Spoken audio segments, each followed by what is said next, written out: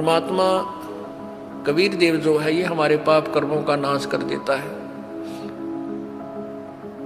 अब जैसे आप सोचते हो कि भी हमें ये हानि नहीं होनी चाहिए थी, हमें ये नहीं होना चाहिए था, तो फिर आप इस भक्ति का लाभ प्राप्त नहीं कर सकते।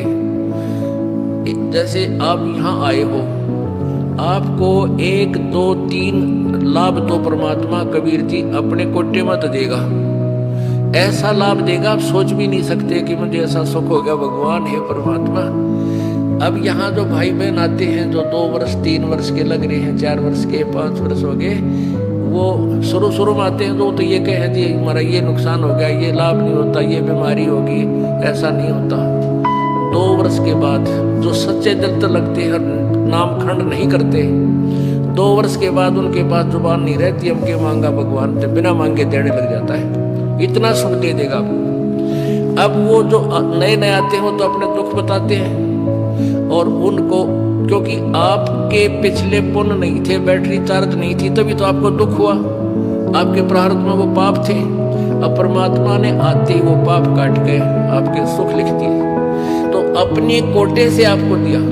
फिर आपको कहा जाता है कि बेटा बच्चा बेटी अब तू भक्ति करके अब अपनी कमाई स्वयं कर। 1 2 सुख तो इसलिए दिया जाता है कि ये पहचान लेके भगवान है यहाँ पर, और फिर आपने स्वयं अपनी मजदूरी करनी पड़ेगी, तभी तुम सेठ होगे। तो यहाँ आते हो, जैसे कोई भक्त आता है, पहले तो आप सच्चे दिल से शुरू में लगते नहीं। यदि आप शुरू से समर्पण कर दो और छोड़ दो सब पूजाओं को, देखना आपके ऊपर 1 वर्ष के अंदर वारे न्यारे कर देगा भगवान, लेकिन नहीं कर पाते। उसके लिए काल ने हमें कैसे बांध रखा है, जैसे एक परिवार में एक आदमी नाम ले लिया एक व्यक्ति ने, और 5 व्यक्ति अनुपासना करने वाले, तो आपके नियम को वो खंड करवा देते हैं, और फिर आपको हानि होने बराबर रह जाती है, वो लाभ पूरा नहीं मिलता। फिर आपको समझाया जाता है, दृढ़ किया जाता है कि ये पूजा मत कर, अनुपासना नहीं करनी है।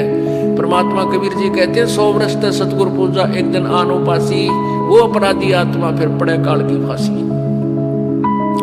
100 वर्ष आपने साधना कर रखी है, परमात्मा की साधना, सत्य साधना, एक दिन अनुपासना कर ली, अन्य देवी देवता क्रियाक्रम कर दिया, तो तेरा सारा नष्ट हो जाएगा।